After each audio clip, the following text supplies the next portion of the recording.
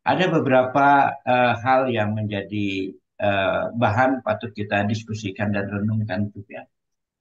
Adalah kepemimpinan. Leadership adalah kapasitas ya untuk menstrategi vision to reality. Jadi kepemimpinan untuk adalah kapasitas untuk menerjemahkan visi menjadi kenyataan. Jadi sebagai visi pemimpin, bagaimana kita memiliki kapasitas. Jadi strategi malam hari ini kita akan membahas nanti bagaimana meningkatkan kapasitas kita untuk menjadi pemimpin. Sehingga kita mampu menerjemahkan visi dari organisasi, visi dari diri kita di dalam wujud nyata keseharian kita dalam melakukan kegiatan. Ini kata-kata quote dari Warren Bennis.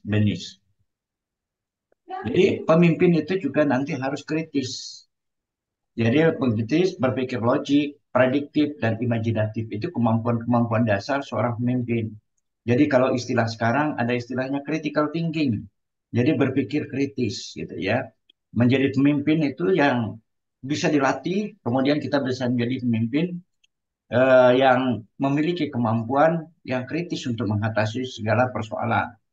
Berpikir kritis itu harus diawali dengan cara berpikir logik, ya, mampu memprediksi semua kemungkinan yang akan terjadi pada masa yang akan datang, dan tentu mampu mengimajinasikan apa yang terjadi. Ini dimuat di dalam buku Resilience of Leadership. Kalau teman-teman baca, dapat kalimat-kalimat seperti ini untuk penambahan wawasan dan berpikir dasarnya manusia. Jadi kalau bicara pemimpin yang kritis katanya, gitu ya, pemimpin harus kritis. Boleh nggak pemimpin tidak harus berpikir kritis? Yang namanya leadership kepemimpinan itu memang harus dilatih dan cara berpikir harus kritis. Tapi boleh nggak tidak berpikir kritis untuk menjadi pemimpin? Boleh. Saya selalu bilang, belajarlah sama ibu-ibu. Jadi sama emak kita di rumah. Ibu itu tidak sekolah, mungkin lulusnya cuma SMA, mungkin SD, mungkin juga SMP gitu. Tidak pernah bekerja, tidak pernah apa.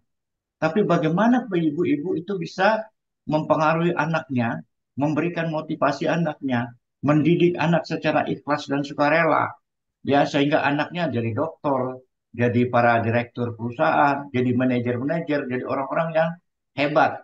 Itulah pemimpin dengan nurani, ya, dengan nuraninya mereka.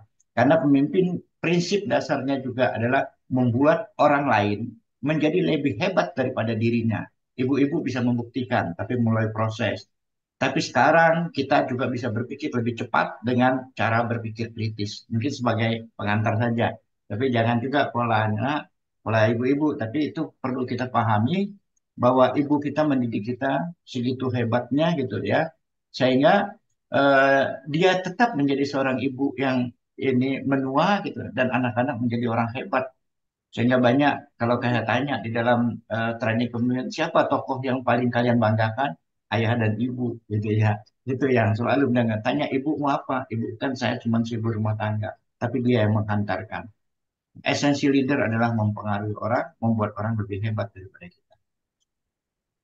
Dan perlu kita pahami bahwa setiap orang itu adalah pemimpin. Jadi prinsipnya setiap orang itu adalah pemimpin. Jadi kita semua adalah pemimpin dan kita harus bertanggung jawab terhadap apa yang kita pimpin. Sadar atau tidak sadar, sesungguhnya kita adalah pemimpin. Bagi teman-teman di dalam organisasi perusahaan, gerbang kepemimpinan yang paling hebat tentulah jabatan daripada teman-teman. Buat teman-teman yang menikah itu ya, bapak semua adalah pemimpin rumah tangga dan seterusnya. Di dalam organisasi apapun, kita semua pemimpin dan ingat semua yang kita lakukan kita harus bertanggung jawab. Nah, sebelum menjadi pemimpin, kesuksesan kita adalah tentang mengembangkan diri sendiri. Ini hal penting juga. Jadi waktu kita menjadi pekerja yang dipimpin orang, biasanya kita mengembangkan diri sendiri. Tapi saat kita menjadi pemimpin, maka kesuksesan adalah tentang mengembangkan diri orang lain. Ini menjadi hal penting untuk kita diskusikan. Kemudian ada juga mungkin teman-teman paling hafal nih tokoh ini, generasi-generasi 40 ke atas yang hafal ya. Siapa itu Stephen Covey gitu ya. Kata Stephen Covey, jika ingin membuat perubahan kecil, kita merubah perilaku kita saja. Tapi jika ingin melakukan perubahan yang besar, ya perubahan yang signifikan, maka kita perlu melakukan perubahan terhadap mindset kita. Bagaimana mindset seorang pemimpin? Ini harus banyak di tempat kita. Jadi orang sudah diangkat, kemudian dia menjadi pemimpin di berbagai perusahaan, tapi ternyata mindsetnya itu masih mindset sebelum dia jadi pemimpin. Jadi tetap aja dia mengembangkan diri terus, tapi tidak pernah mengembangkan bawahannya. Terkadang malah ikut-ikut pelatihan kemana-mana, dianya aja terus yang diajukan. Tetapi dia tidak pernah memperhatikan timnya, kompetensi timnya udah terpenuhi belum, ya standar kompetensi apa yang harus dipenuhi oleh timnya. Kemudian yang berikutnya, tadi ada 5 mindset leadership di antaranya yang sering kami sampaikan. Pertama, tanggung jawabnya harus berubah. Tanggung jawab diri berubah menjadi tanggung jawab tim. Menjadi super coach, jadi bukan lagi super player, yang productivity yang dihasilkan, result yang dihasilkan bukan lagi dari pekerjaan diri sendiri, tapi adalah pekerjaan dari tim, maka dia harus menjadi super coach. Memberikan hasil melalui orang lain, dan pemimpin sudah harus mungkin kemampuan teknisnya tinggal mungkin 20%, tapi 80% dari pemimpin adalah kemampuan mengembangkan orang lain atau kemampuan mengembangkan ilmu tentang manusia atau yang kita sebut dengan people skill. Kemudian membuat anggota tim merasa bekerja sama dengan pemimpinnya. Jadi izin para narasumber, Pak Adi, Pak Agung, dan eh, Pak Mering juga, saya nyampaikan dulu ya, nanti kita sharing bareng. Jadi prinsip pemimpinan ada beberapa hal yang mungkin gampang kita temui ya. Jadi kepemimpinan biasa mulai dari sendiri, bukan karena posisi. Dan hasil analisis kita di berbagai perusahaan ya terhadap pemimpinan keselamatan, ternyata lebih banyak pemimpin-pemimpin kita keselamatan apa eh, level kepemimpinan masih pada posisi dan jabatan. Yang kedua, kepemimpinan adalah tingkat pengaruh pada orang lain, bukan otoritas. Jadi dia punya otoritas, tetapi yang utama di kepemimpinan itu bukan otoritasnya, tetapi pengaruhnya. Jadi orang sukarela mengikuti dia karena dia memiliki pengaruh. Kadang-kadang kita mendapat posisi jabatan di satu organisasi, kok anak buah saya ngikutin tetangga sebelah ya? Nggak ngikutin saya. Kalau yang tetangga sebelah ngomong ikut. Berarti kepemimpinan lebih kuat di tetangga sebelah, bukan saya. Gitu, ya. Padahal saya punya otoritas. Kepemimpinan adalah kebijaksanaan, bukan hanya kecerdasan. Ya. Jadi kepemimpinan memakai powernya ya dengan cara memberikan kepada orang lain. Jadi memberikan delegasi kepada orang lain. Kemudian kepemimpinan yang efektif membutuhkan keberanian pasti untuk mengambil keputusan dan lain-lain. Kemudian kepemimpinan juga adalah agen dalam melakukan suatu perubahan. Dan yang ketujuh, pemimpin yang baik biasanya terlebih dulu menjadi pengikut yang baik. Jadi leader yang baik juga mereka adalah follower yang baik. Bagaimana di dalam hal keselamatan, safety? Kalau berbicara ilmu kepemimpinan sebenarnya basisnya sama saja. Apakah Anda untuk memimpin sebuah proses produksi? Apakah Anda memimpin perusahaan untuk level top management? Apakah dalam hal ini kita spesifik membahas tentang kepemimpinan kita di bidang keselamatan, yaitu safety leadership. Merupakan kemampuan seorang pemimpin untuk mengarahkan, menginspirasi, mengelola keselamatan di tempat kerja secara efektif. Nah, ini menarik teman-teman, sengaja saya tidak sampaikan dalam bentuk slideshow, ya.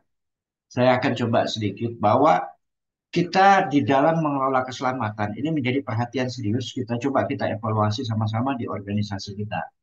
Bahwa untuk mendapatkan, katakanlah journey, sebuah perjalanan kita untuk bisa mencapai zero accident di dalam organisasi. Maka kita harus perlu mengikuti, mempunyai, eh, kalau saya bilang, kita mempunyai framework dan pola pikir. Jadi kalau kita mengelola sesuatu itu tidak tersistematis, biasanya hasilnya pun juga tidak sistematis.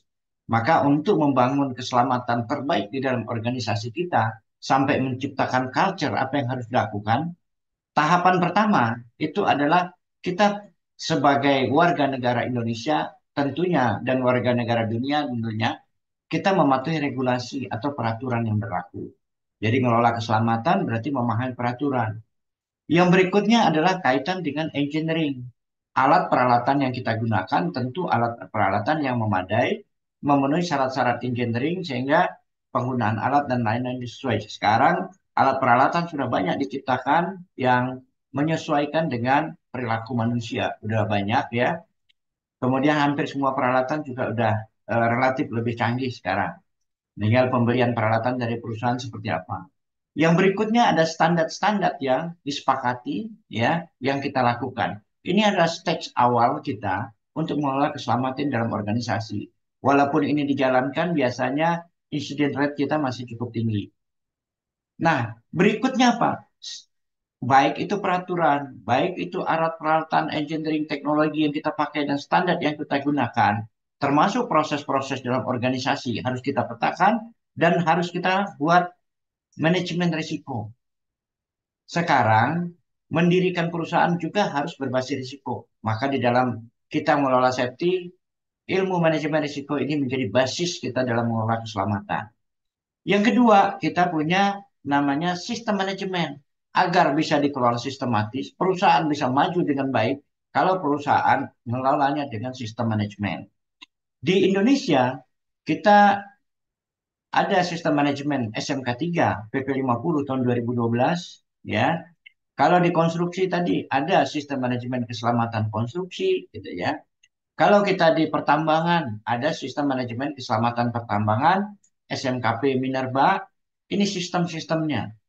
2012 sampai sekarang sudah berapa tahun gitu ya. Kemudian SMKP 2014 sampai sekarang berarti sudah 10 tahun. Pertanyaan kita sampai saat ini, apakah dengan penerapan SMKP, penerapan sistem-sistem manajemen, secara otomatis bisa membuat kinerja keselamatan kita lebih baik? Lebih baik iya, tetapi tentu biasanya tidak terlalu optimal. Kenapa? Karena semua yang ada di atas ini harus dikelola dengan baik. Siapa kunci untuk melakukan pengelolaan? Disinilah kegagalan atau kebelum berhasilan kita mengelolakan sistem di dalam perusahaan. Biasanya karena adalah leadership komitmen belum menjadi perhatian. Komitmennya sudah dibuat di dalam kebijakan, leadershipnya sudah ada dalam tugas tanggung jawab, tapi bagaimana leadershipnya, kepemimpinan mereka untuk mengelola keselamatan. Ini yang menjadi fokus perhatian kita. Kemudian bagaimana perilaku? Maka di dalam beberapa sistem termasuk SMKP meminta untuk mengelola standar-standar harus berbasis pemetaan perilaku. Pertanyaan kita saat ini, bagaimana cara memetakan perilaku? Bagaimana cara meningkatkan? Kemudian terbentuk safety culture dan pada akhirnya yang kita harapkan adalah productivity. Yang kita hadapkan adalah human performance. Bagaimana manusia bekerja dengan performance terbaiknya. Nah ini, jadi leadership di sini memegang peranan kunci di dalam pengelolaan keselamatan.